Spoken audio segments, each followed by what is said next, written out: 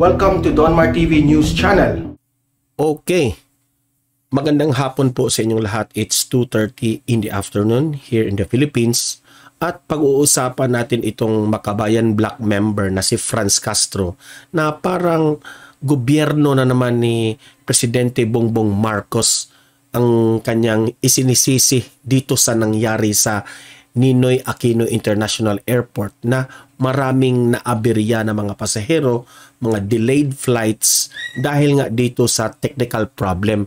At itong si Franz Castro ay hindi naniniwala. Sabi niya may something fishy raw dito sa pagkaaberya sa technical problem sa NAIA.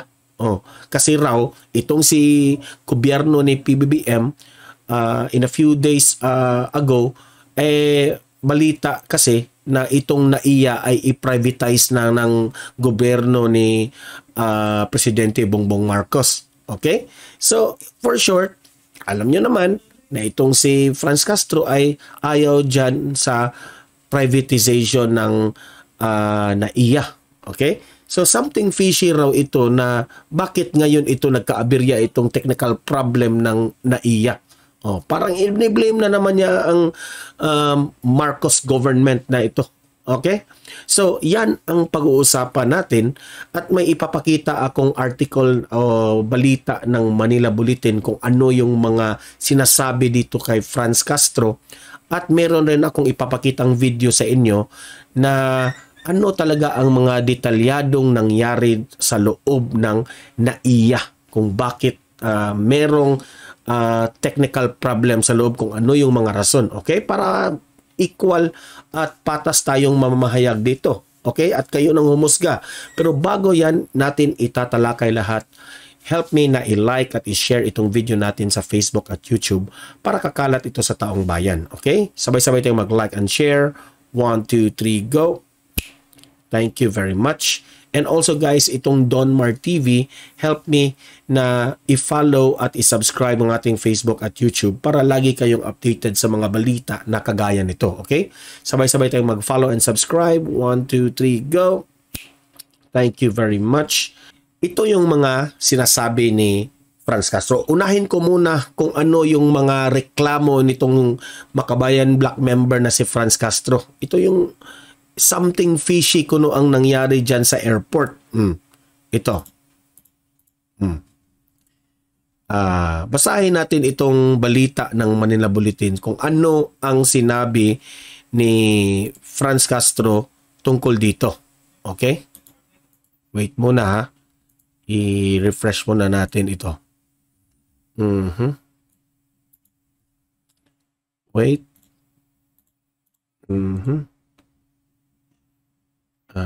Teka muna. Ayan. So, sabi dito, ito yung reason bakit itong si Makabayan Solon na sa isip niya, itong NAIA na aberya ay merong anomalya, something fishy kuno, no?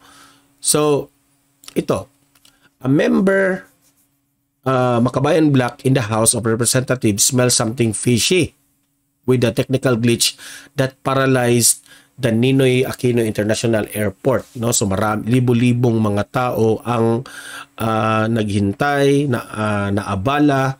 No? Itong si Franz Castro sa kanyang statement noong Lunes, January 2, no? Which dahil daw dito sa mga pasaherong naabala happened just 2 days ago, no, sa DOTR na floated possible privatization of NAIA. Connected kuno ito sa plano ng DOTR, no? Na yung issue na privatization ng NAIA, no? The supposed technical glitch or power outage that affected 56,000 passengers when 361 flights to and from Manila were either canceled, diverted, or delayed on New Year's Day should not be prelude for privatization of NAIA, Castro said. Ang timing raw, sabi ni Franz Castro, is quite fishy. On December 30, DOTR Secretary James Bautista said that the Marcos administration is pursuing the privatization of the country's main gateway or the Ninoy International Airport, supposedly to modernize the airport, she said. So for short, ikinonect ni Franz Castro na bakit ito yung timing ng pagka-technical issue ng NAIA. Ito pa naman yung hot issue tungkol dito sa privatization ng NAIA. So, para na namang ibinilim na naman parang sabi niya na sinadya siguro ng gobyerno ng Marcos, which is very impossible, Franz Castro, no? Kasi alam nga naman na sasadyain yan ng gobyernong Marcos na maraming pasahero ang magkaabala dyan sa loob ng NAIA, no? Talaga bang sasadyain niya ng gobyerno? Ganyan na ba talaga ang isip nyo, Franz Castro? Di ba? Sa akin lang ba? No, I don't want to go already into details. Basta ang sabi ni Franz Castro dito, medyo, something fishy ko, no? Sabi ko, ganyan ba talaga, para sa inyo, Franz Castro, ganyan na ba talaga ang, ganyan na ba talaga ang pagtingin nyo sa ating gobyerno? Na sasadyain na magka-technical issue dyan sa loob ng NAIA? Okay? Dahil sa issue ng privatization ng NAIA, na plano na i-push ng gobyernong Marcos? Ha? So, bahiran mo ng pamulitika? Di ba? It's very, it's very, para sa akin, mababaw talaga yung pag-analyze mo. Di ba? Hindi ka bagay maging congressman o representative dyan sa kongreso kung ganyan ang isip mo. Ipapakita ko sa inyo ang video, Franz Castro, na ito yung tunay na nangyari sa NAIA, Ninoy Aquino International Airport, bakit merong technical problem. Okay? So, i-play natin yung video na ito. Play. Hindi pa rin na ibabalik sa normal ang operasyon ng terminal ng Ninoy Aquino International Airport matapos ang nangyaring aberya kahapon. Libo-libong So that was December 30, ha? pasahero kasi ang naapektuhan matapos makansela at ma-divert ang mahigit 280 domestic at international flights. Matapos Para sa akin, itong nangyari ngayon sa NAIA, hindi ito sinasadya. magkaroon ng technical issue ang air navigation facility ng NAIA. Ito pa naman ang ginagamit para mamonitor ang mga eroplano na pumapasok at lumalabas sa himpapawid ng Pilipinas para maayos ang air traffic sa airport. Kaya Yung air traffic control ng NAIA, may power supply na nangyaring parang hindi na nakapagbigay ng power supply. So, at apektado dito ang air traffic control, which is ang NAIA, careful sila dito. Hindi sila magpapalipad ng eroplano kapag hindi gumagana itong air traffic control. Common sense. Buhay ang nakasalalay dito. Pasahero. Buhay ng mga pasahero. Okay? So, yung mga pasahero dyan sa loob ng NAIA, please consider at please understand na at maniwala kayo na meron talagang technical problem sa power supply ng NAIA. Na hindi na makapag-operate ang air traffic control, concern lang ang NAIA na management na baka may mangyaring masama sa inyo. Diba? Air traffic yan. Gusto nyo bang magkabanggaan yung eroplano sa himpapawid? Di ba? Ayaw natin yung mangyari. Kaya sinisiguro yan ng NAIA na makancel o ma-delay yung flights dahil nga dyan sa technical problem na yan. Okay? Franz Castro, makinig ka. Ang bagloko ito kahapon ng tanghali, nagdesisyon ng Civil Aviation Authority of the Philippines o CAAP na i-hold muna ang mga paalis na flight at i-divert sa ibang airport ang mga palanding na eroplano.